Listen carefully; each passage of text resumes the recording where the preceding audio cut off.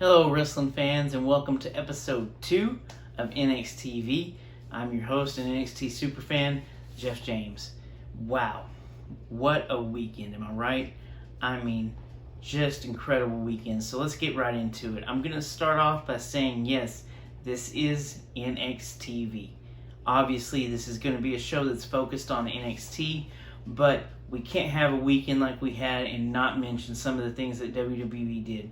So I'm going to talk a little bit about that, then I'm going to break down TakeOver 30, then I'm going to talk a little bit more about WWE. So let's jump right into it, and let's talk about Friday Night SmackDown and the debut of the WWE Thunderdome.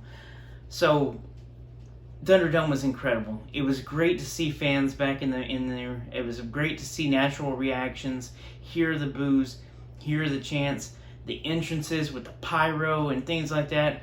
It was incredible. It was incredible. Let's talk about the Fiend's entrance, right? I mean, that was the one that really just blew me away.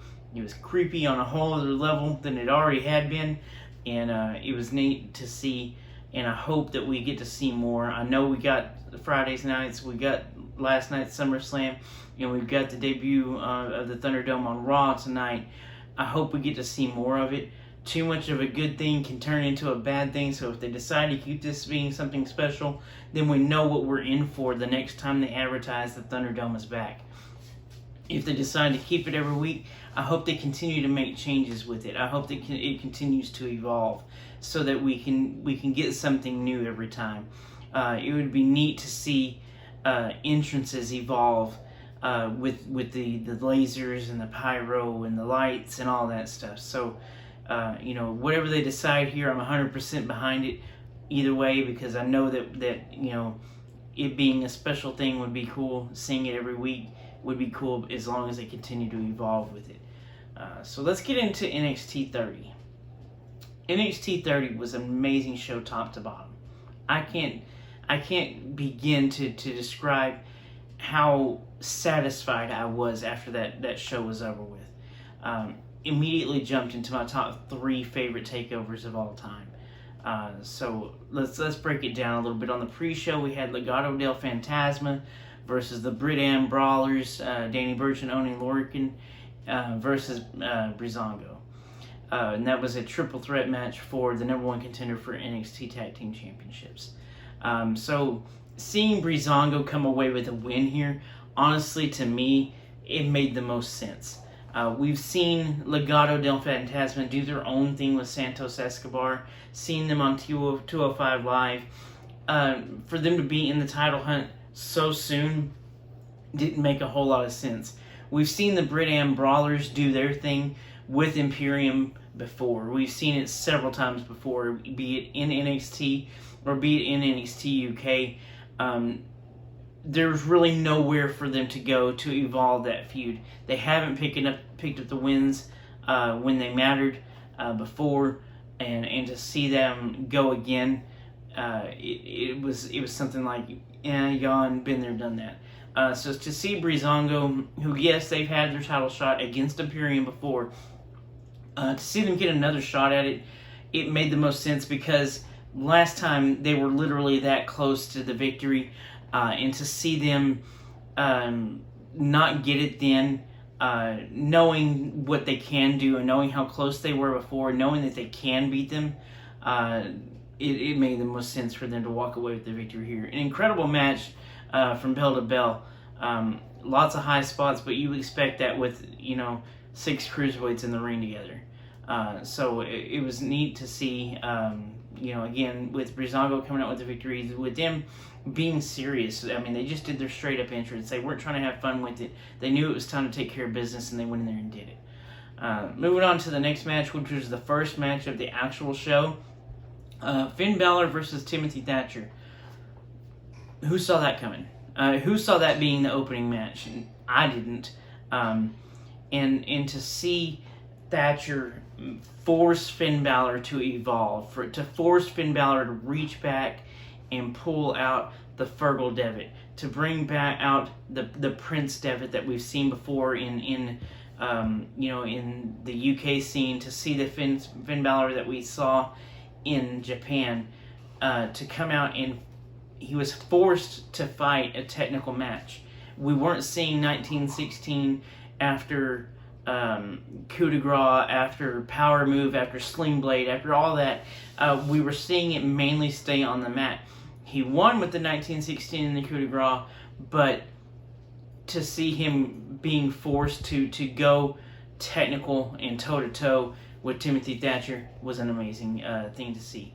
And to see him pull off the victory, knowing that Thatcher had taken him to the extremes. So that was a great match.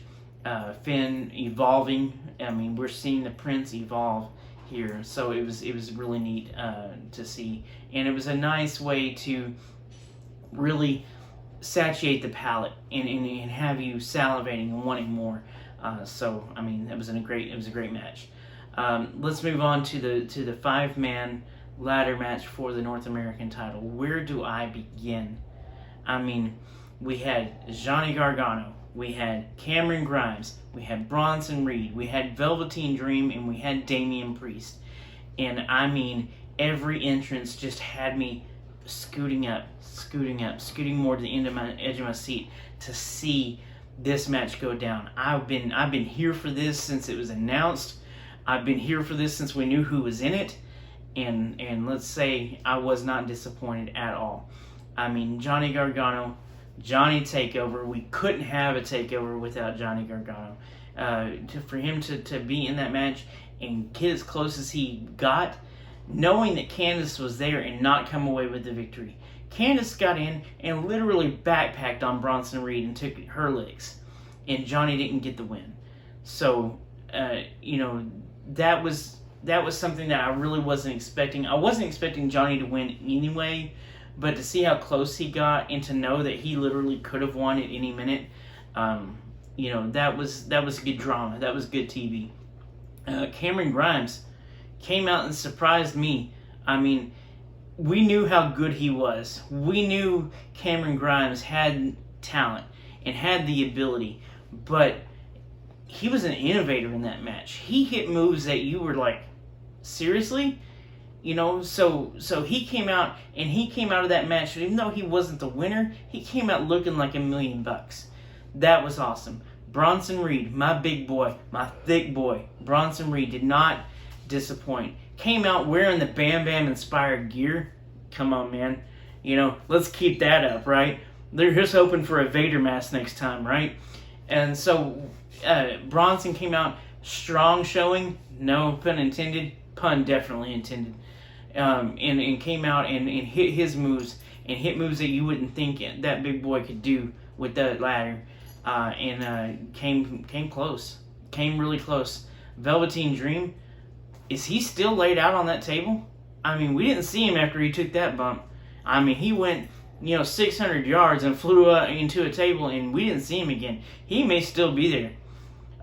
Great showing, great little spots for Dream, but then again, we've seen this before. We've seen Dream in ladder matches and know what he's capable of. And then Damian Priest, I mean, straight up, living forever.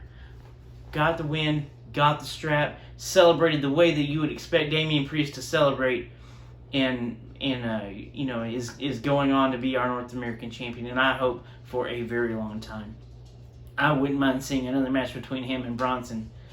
Let's see where this goes. But Damian Priest, congrats. I mean, you're my champion. Let's go. Next match, Io Shirai versus Dakota Kai. Again, I know I say it a lot, but where do I begin here? That match, I mean, Io coming away with the victory after being taken to the limit. I mean, Dakota came out and proved that she is the NXT Women's Division. She deserves to be there. She is the showstopper. I cannot say enough about how amazing she did and proved to everybody that was overlooking her for years that she belongs where she is. Raquel got her diesel moves in. Raquel, she got involved. But who didn't expect that, right? But was she involved in the decision? Absolutely not. Raquel came in and did what she was supposed to do, which is do the job and make it look like Dakota was going to win the match, and then Io put her in her place. And let's talk about that after the match when Rhea Ripley came out and stared down Raquel Gonzalez. Corey Graves said it best. Give me all of that. Give me more of that. I want to see those two go at it so bad. I've wanted that for a long time. Knowing that Rhea and Raquel is in the future has me excited to tune in every week just to see, is this the week we're going to get that? Is this the week that we're going to get Raquel and Rhea Ripley? Are they going to tear the house down? Is the ring going to still be standing after those two behemoths go at each other and put each other through the mat? Because you know both of them can. So I'm ready. I'm excited. Knowing that we had Io Dakota and I'm coming out of that match talking about Rhea and Raquel shows you how much that drama is going to build up and how much that means. So, again, great match. I'm excited for the future. I know where this is going. And also, we had Io with the title and Rhea staring her down from the ramp. You know that Io's in her sights too. Let's talk a little bit about Pat McAfee and Adam Cole. What? I said last week on this show that Adam Cole was going to wipe the mat with Pat McAfee, and that match was going to last as long as he wanted it to. Did anybody expect to see Pat McAfee come out and put on a clinic, show everybody that he is a fan? Because only a fan would train that much for a match like that. Knowing that he was on NXT 30 and he couldn't leave a big turd in the middle of the ring shows you how much respect he actually has for this sport, for this business. And for him to almost win 6,300 times was just insane. I can't believe that Adam Cole was almost beaten that many times. Adam Cole couldn't believe he was almost beaten that many times. Adam Cole can't believe how many times he went for the pin and Pat kicked out when he damn well should have stayed on the mat. Amazing match. And I hope that that's not the last time that we see Pat McAfee. I hope Pat McAfee comes back and runs his mouth like only he can and pisses somebody else off and we get another match at TakeOver 31. Let's go. Give me more. Adam coming out with the victory. Nobody would have thought that he wasn't going to come out with that victory, knowing that he was the champion as long as he was. But for a couple of times, he had me believing it wasn't going to happen. So, great match. It was a palate cleanser going into the main event. And, after we had that up and down, with our emotions with Dakota and Io, and then coming into the main event, we needed that match to take place where it did, for us to get ready for this main event that I'm speechless about. I cannot.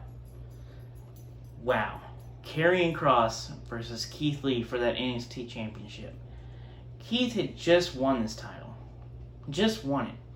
And this is technically his first solo defense in that title. He defended the North American title and the new NXT title against Dijakovic a couple weeks back. This was his first battle. And I said last week that I didn't care who won this match. I definitely cared. After seeing how far that was, how far that they came from the beginning of that match. They didn't take their eyes off each other. That amazing entrance that Karrion Kross has, and then Keith just came straight out and he was staring daggers through him. And that match started the way that it ended. It ended with them coming to blows and just beating the holy crap out of each other. And, Karrion coming away with the victory was definitely unexpected. I'm a fan. I'll be the first to admit that I'm a fan of Karrion Kross. I'm also a fan of Keith Lee. He's a Texas boy like I am. So seeing him lose that title so quick, I knew that this meant that we probably weren't going to see him on NXT TV again anytime soon. No surprise in the SummerSlam last night, seeing that he was making his debut on Raw tonight. I hope that Raw knows what they got with him, and I hope that they don't drop the ball, and I hope that he gets right into his story coming out the box. But Keith, you have been NXT. You are NXT, and we love and we're going to miss you.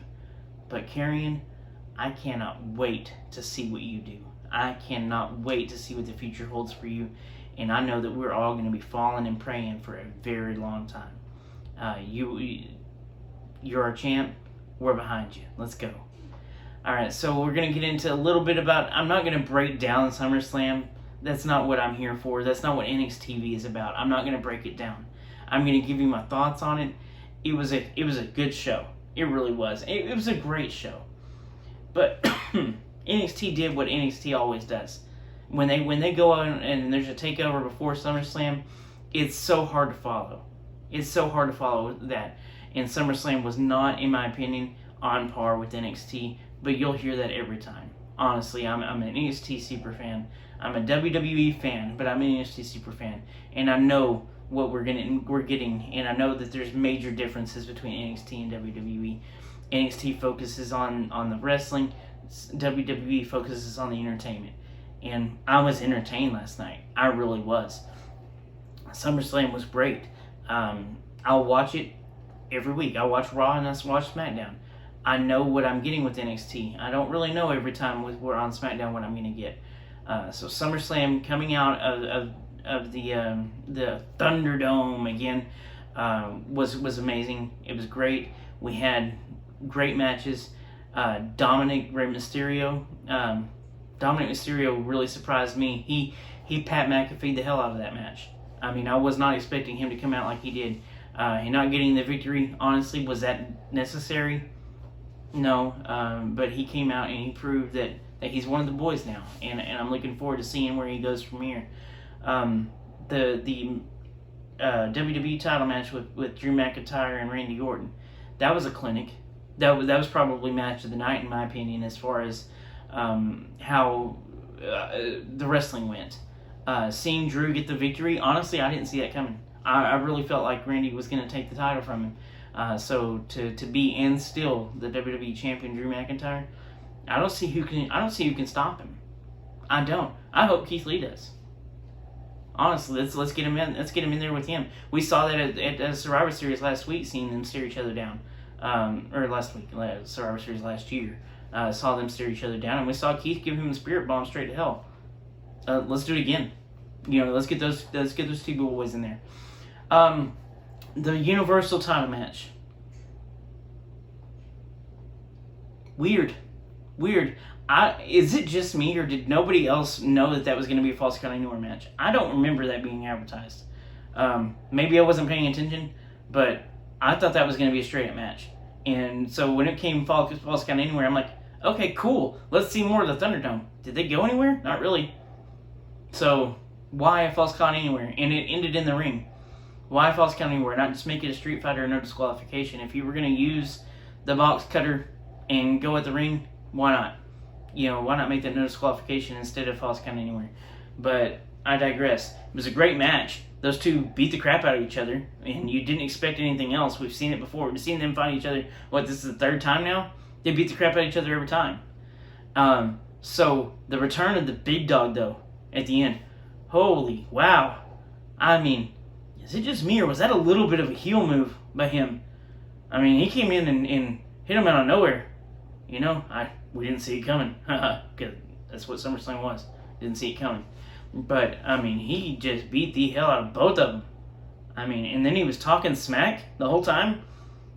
I mean, I'm here for this. Big fan of the big dog. Love Roman. But, okay, Fiend wins the title back. Now he's got Roman at him, barking at him the whole time. Is he going to drop the title as quick as Keith Lee dropped his? His first defense? I hope so. I mean, I really do.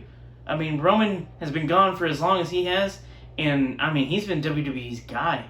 I mean, it only makes sense that he comes in and he's right back in the title picture, and let's put our money on that horse. So, overall, great show. I'm looking forward to NXT this week. We got the return of Tommaso Ciampa. Daddy's home. Let's see what happens there. I'm hoping he goes straight for Karrion Kross. I'm hoping that we get another match with him, and I hope that this time it's not as dominated by Karrion as the last one was. And I hope Tommaso comes and says, Goldie, time to come home. Let's go. But that's all they've got advertised for this week, so I have no idea what we're in store for. I can only assume, that I know there's more matches, but I can only assume that we get maybe Rhea and Mercedes, maybe Rhea and Raquel. We're going to have that Breezango versus Imperium match sometime. But the fallout from 30, man, there's so much to do. And they're keeping it all under wraps, and I totally understand why. There's no competition again this week. So let's just tune in, 8/7 Central on USA, and let's be entertained like we are every week. So that's it for this week's episode of NXTV. Love you guys. If you have comments, please leave them. This is episode 2. I feel like it's getting a little better every week, but if you have any kind of suggestions on what we need to do, if you want us to do an Ask the Host episode, you want to know a little bit more about me, leave questions, and we'll make sure that we include them in next week's episode. But until then, remember, we are NXT.